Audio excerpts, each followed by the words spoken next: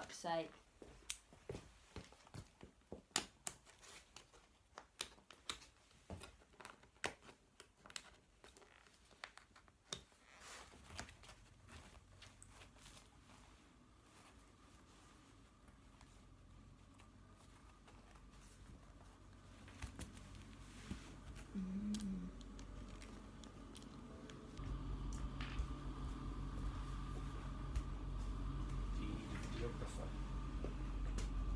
Need a what? A videographer. Yeah, Karen. You need something.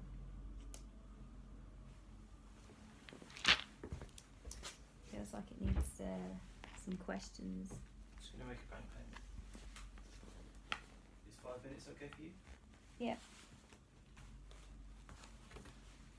You just know I'm going to end up breaking this out of frustration.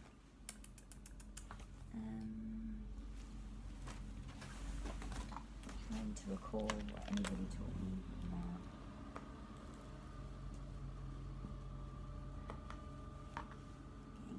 Getting this out. Tell you what, we don't need to undo it, do we?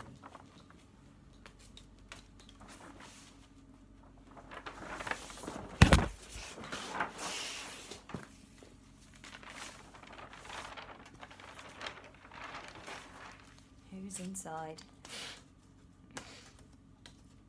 She's not as frightening as I remember her. It's interesting.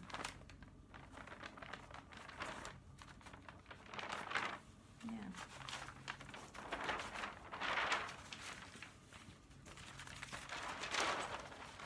Oh. Oh.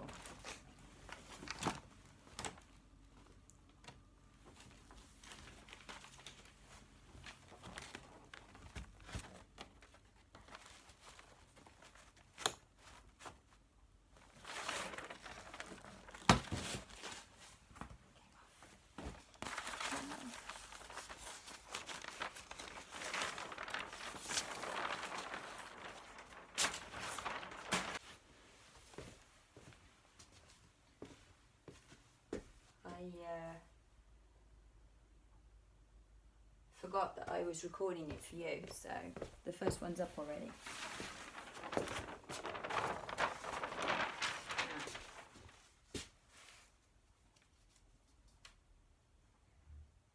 I don't know what order they go in, really. The hilarious thing is that I offered these pieces to an exhibition, kind of jokingly. Well, it was a joke because the person I was offering it to was trying to basically say to me,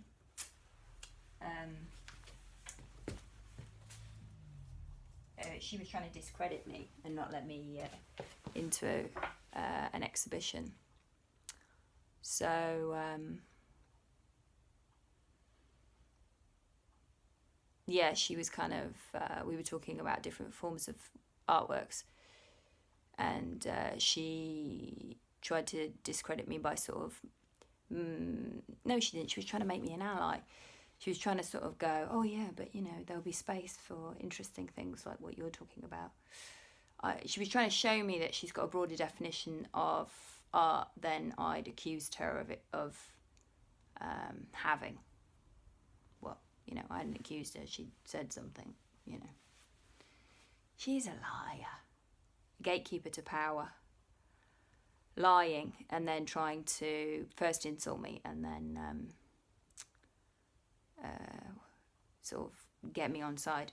Anyway, so this was, I then kind of said, oh, no, I don't have any digital or performance or any of that strange conceptual art.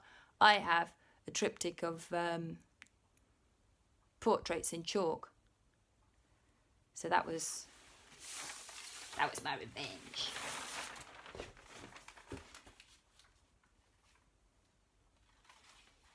Interestingly, she's a curator, so at this point she'd actually be able to help me work out how to present the artworks in the right context so that you, the viewer, can understand them.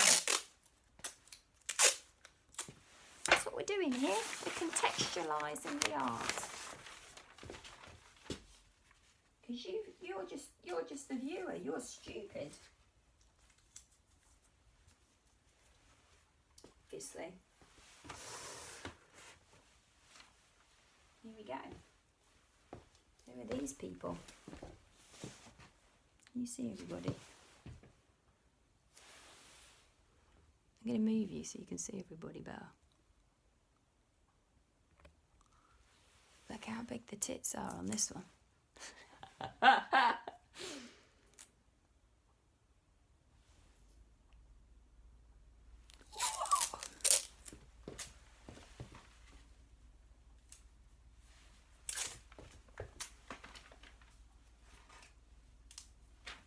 I can hear something saying, have you got no respect for the sanctity of art? You're putting it up with fucking masking tape. And indeed, I have no respect for the sanctity of art. Or anything else.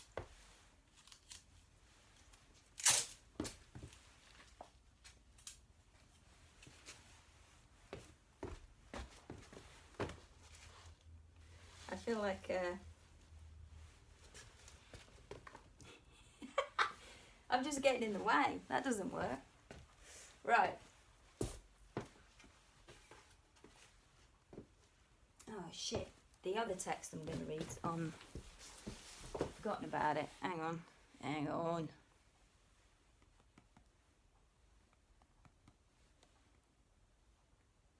Well, we've probably forgotten about it because it's just not worth listening to. No, we've got to listen to all of the voices. That's what's important here. So, what I'm looking for, obviously, is Claire of Assisi, Feminist Interpretations.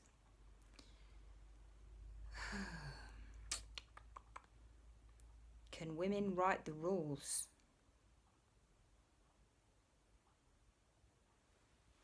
That's the question. I love the way that that's the question. As if the answer is no. I mean, yeah, whatever. Where is she? Molly Magill.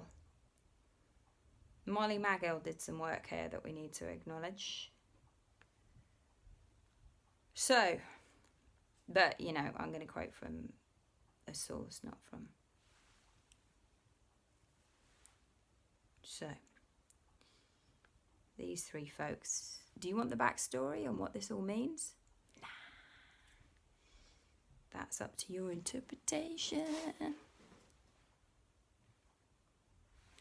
But I have some words, of course. So, first of all,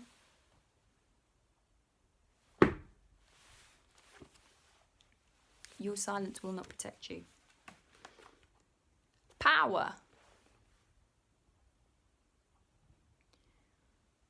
The difference between poetry and rhetoric is being ready to kill yourself instead of your children.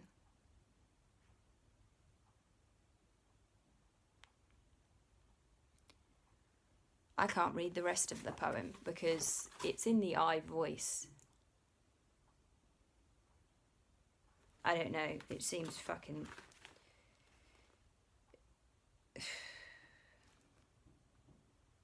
No, I guess I have to read it. Power. The difference between poetry and rhetoric is being ready to kill yourself instead of your children. I'm trapped on a desert of raw gunshot wounds and a dead child dragging his shattered black face off the edge of my sleep. Blood from his punctured cheeks and shoulders is the only liquid for miles, and my stomach churns as the imagined taste while my mouth splits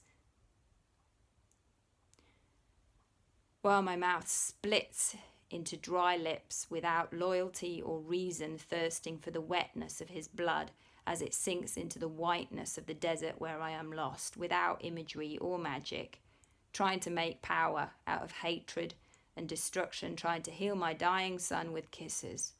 Only the sun will bleach his bones quicker. The policeman who shot down a 10-year-old in Queens stood over the boy with his cop shoes in childish blood, and a voice said, die, you little motherfucker. And these are the tapes to prove it. And there are the tapes to prove it. At his trial, this policeman said in his own defence, I didn't notice the size or nothing else, only the colour. And there are tapes to prove that too. Today, the 37-year-old white man with 13 years of police forcing has been set free by 11 white men who said they were satisfied justice had been done, and one black woman who said, they convinced me.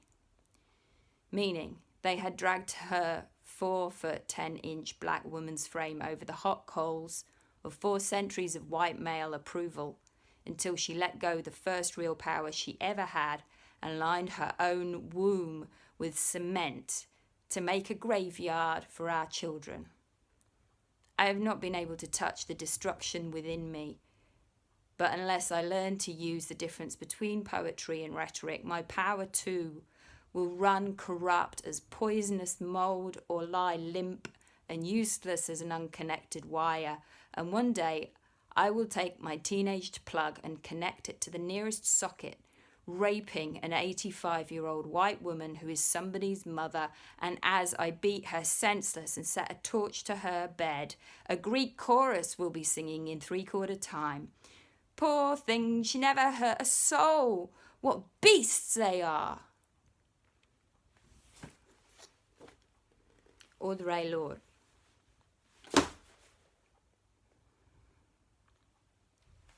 So, meanwhile, in Assisi,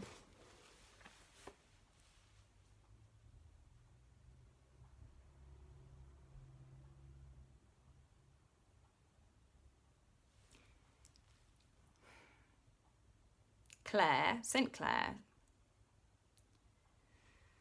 wrote a song. Oh no, hang on. That's wrong.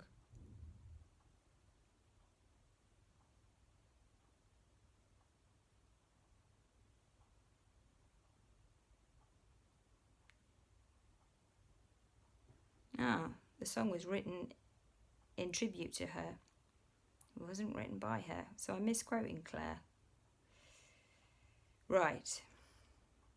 Let's quote Claire in her own words. Claire says,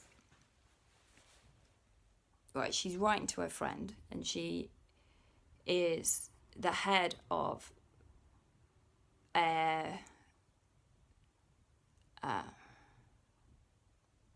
don't even know, order of nuns. She's busy mates with Francis of Assisi, if you've heard of him. I mean, yeah, like it's supposed to mean something. These are all like important people in the medieval Roman Catholic world. So she writes to her friend, who is kind of like a queen who was having a spiritual crisis and sort of decided to get her shit together. So they were friends. So her friend is going to die soon, so she's writing this letter. And she says that her friend should contemplate the ineffable delights. And when she's doing that, she kind of suggests these words that you might sort of sing or say. Oh, heavenly spouse, I will run and not tire until you bring me to the wine cellar, until your left hand is under my head, and your right hand will embrace me happily. The line that's been missed out of this particular quote then says, and we'll have a joyful kiss. But yeah, Molly's doesn't want to include that bit of the quote for some reason. Yeah, so that's two sides of the story. Something to do with where we come from, something to do with, that's we. I don't know who the we is.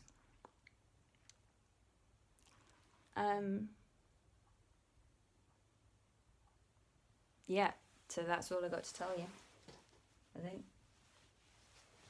I've got to do something with these guys though, right?